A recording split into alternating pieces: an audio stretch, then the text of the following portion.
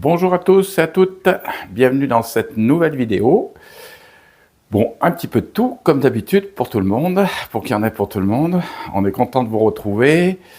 J'ai appelé une abonnée cette semaine, Carole, et j'ai été très surpris de voir comment elle avait souffert. Elle m'a expliqué qu'elle avait un enfant qui souffrait d'une maladie pratiquement incurable, qui est la schizophrénie, puisqu'il y a plusieurs formes de schizophrénie. Et que donc c'était très difficile et que du coup il s'était mis à boire et pour elle sombrait quoi. Voilà. Donc je lui ai donné des encouragements, on a prié ensemble et puis elle m'a dit qu'il y a un moment qu'elle n'avait pas lu la Bible. Je lui ai dit bah, écoute, commence par le Nouveau Testament parce que les gens me disent mais je comprends pas bien la Bible.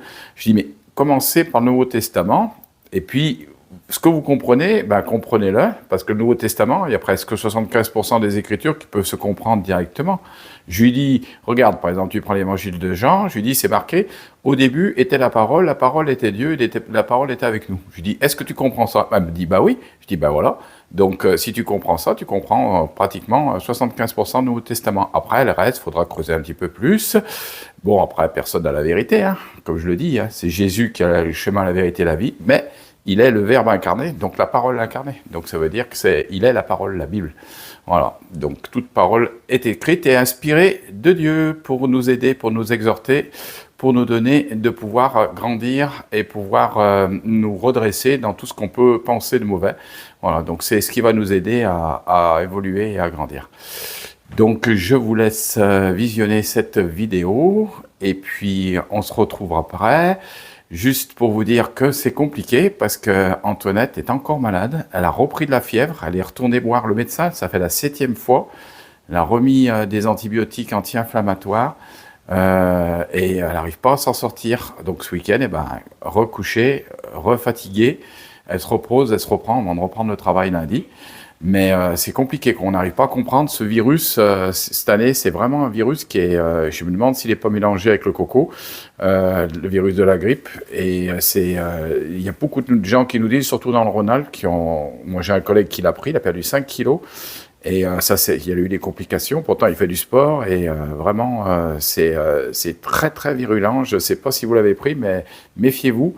Parce que moi, je l'ai pris, bon, ça m'a rien fait. 3 jours couché, un peu de fièvre et je me suis remis, mais Antoinette, c'est pas le cas, elle n'arrive pas à se remettre. Chaque fois qu'elle se remet un peu, paf, elle replonge. Donc là, on proclame que c'est la dernière fois et qu'elle va se remettre. Plein d'oiseaux blancs. Je sais pas ce que c'est comme oiseau. On va essayer d'en approcher un.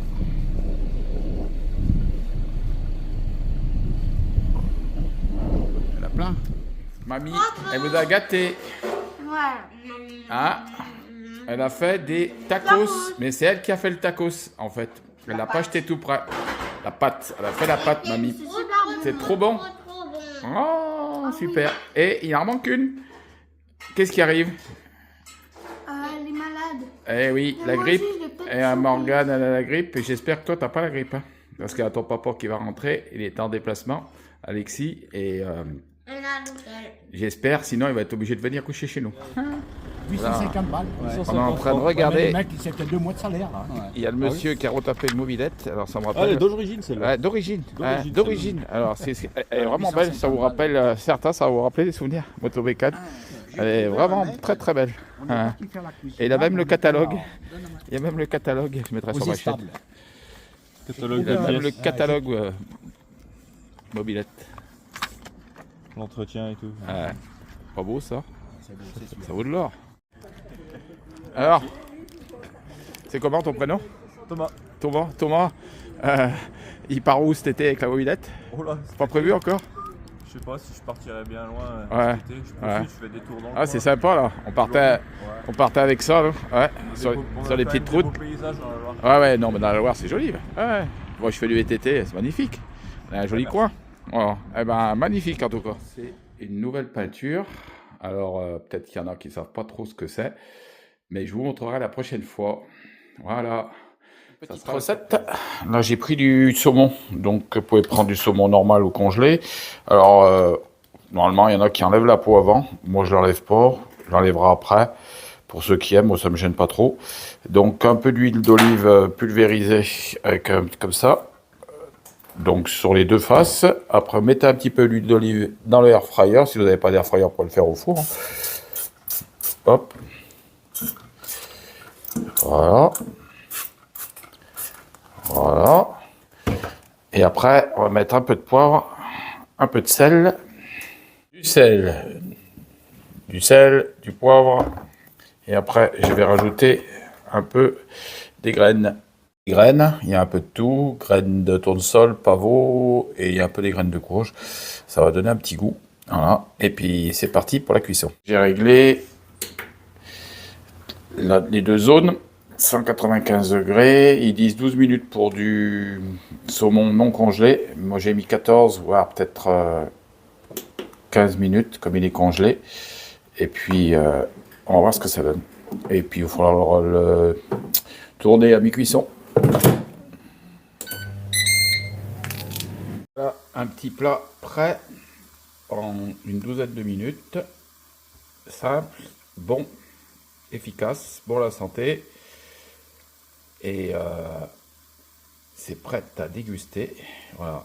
Donc je vous laisse.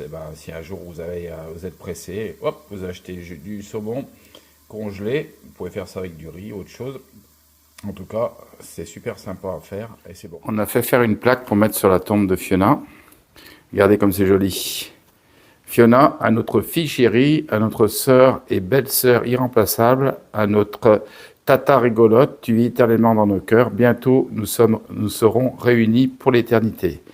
Voilà, donc on avait à cœur de faire ça et pour les gens qui passent aussi, pour les gens de la chaîne qui viennent, je sais qu'il y a des gens qui viennent. Voilà. Qui nous prennent un peu en route. Bon le projet de la maison commence à se profiler. Ça rentre un petit peu dans les soucis, donc on est en train de faire des chiffrages. Morgane, ils vont penser certainement avec un maître d'œuvre. Donc c'est une personne qui est chargée de conduire l'opération de construction, de réunir les devis, choisir les entreprises. Et puis après, une fois que les entreprises sont sélectionnées, ils vont lui construire sa maison. Et moi, je pars sur toute autre chose.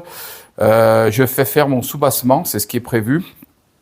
Et puis, comme je devais être à retraite et que je ne le suis pas, on espère quand même qu'ils vont arriver à trouver une solution.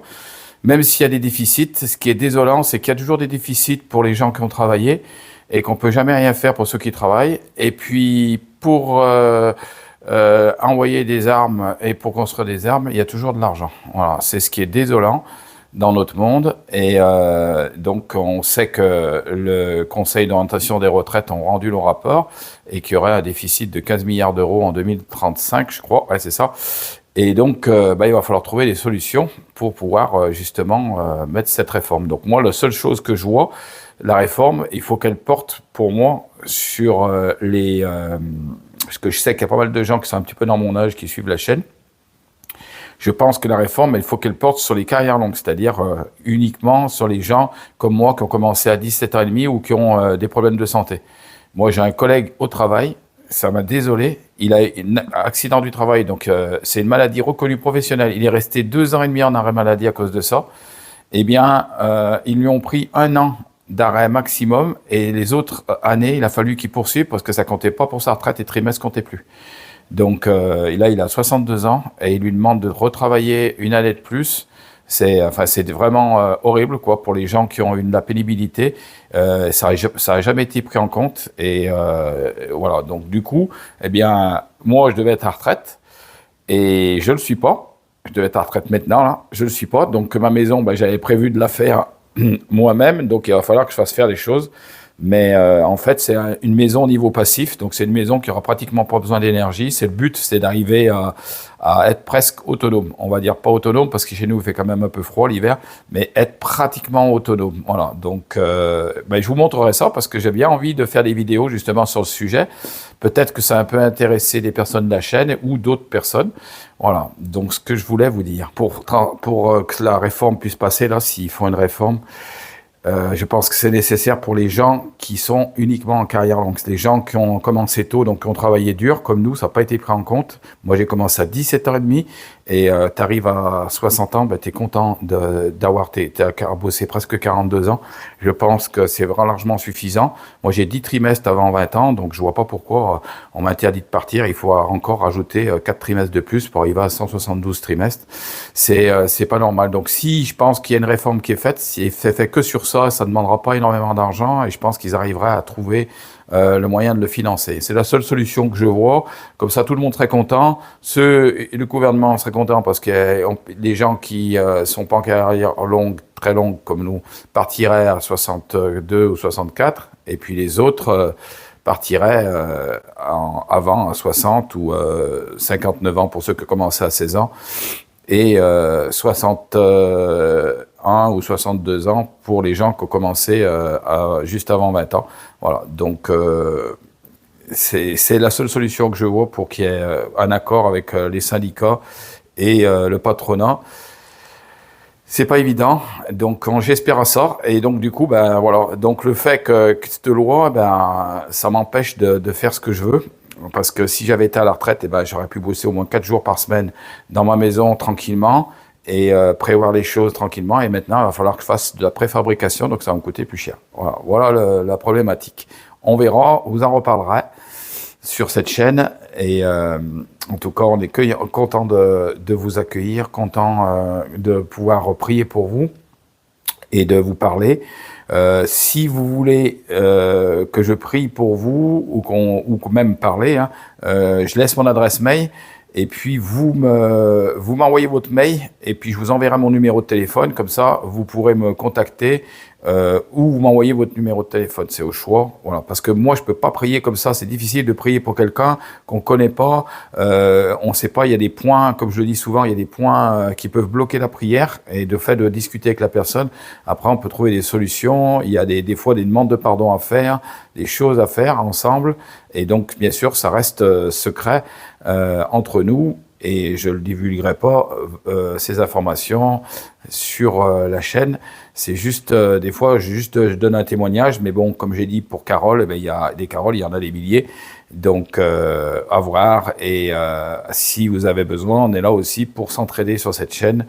En tout cas, on vous aime et on vous remercie pour vos chaleureux commentaires. Ça fait du bien, même s'il y en a encore qui arrivent à mettre des commentaires un peu bizarroïdes.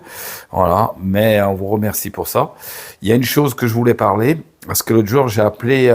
c'est une dame de mon travail qui sait que je suis chrétien et qui m'a posé la question en me disant...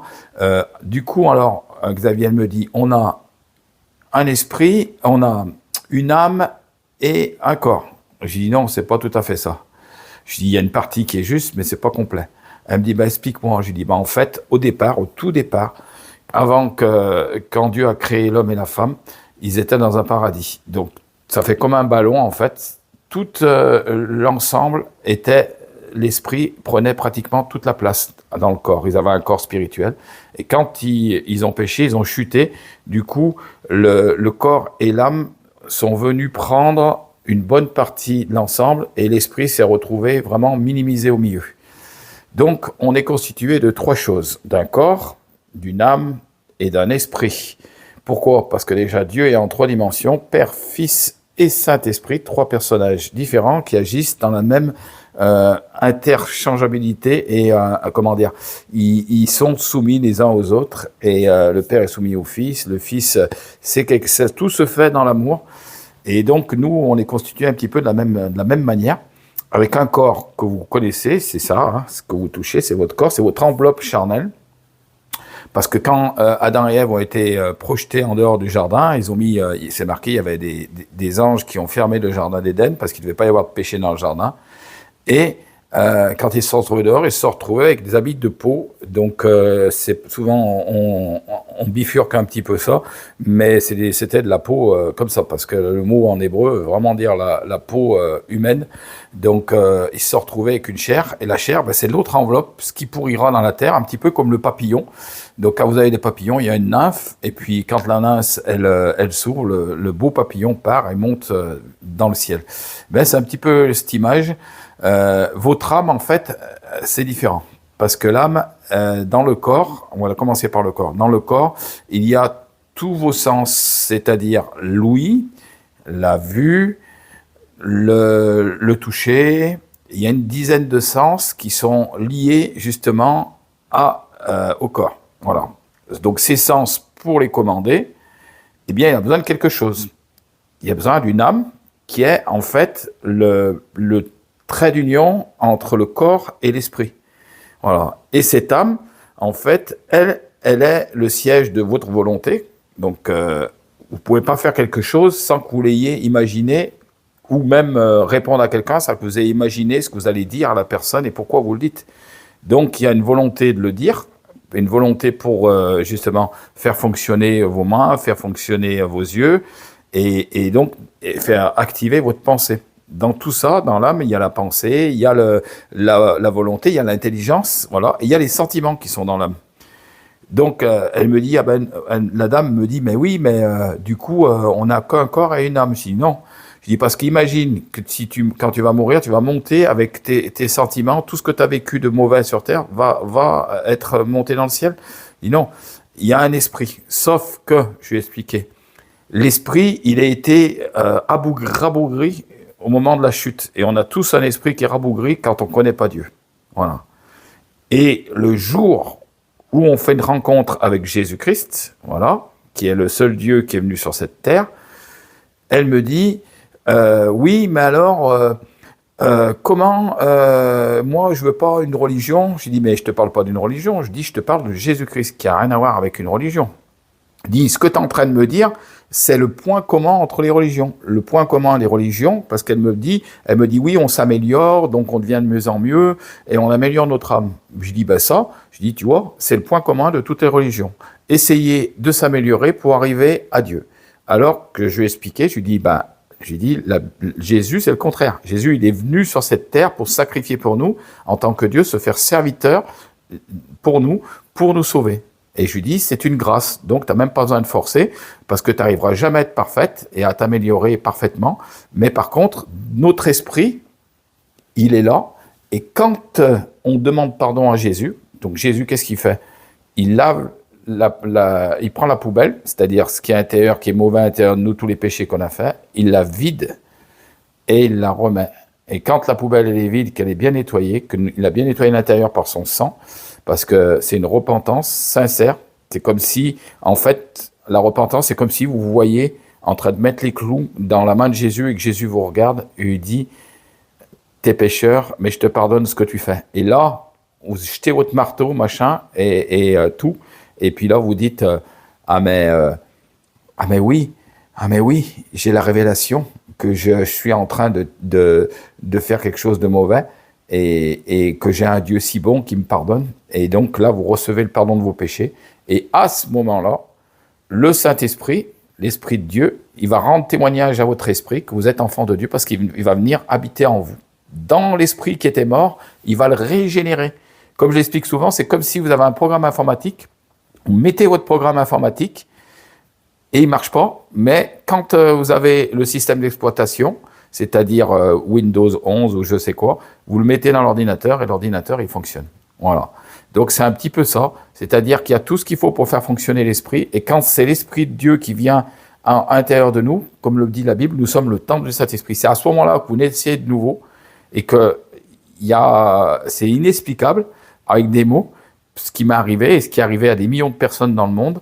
Mais ils ont rencontré Jésus. Et là, c'est plus une religion, mais c'est une relation avec Jésus. Si vous venez amoureux de Christ.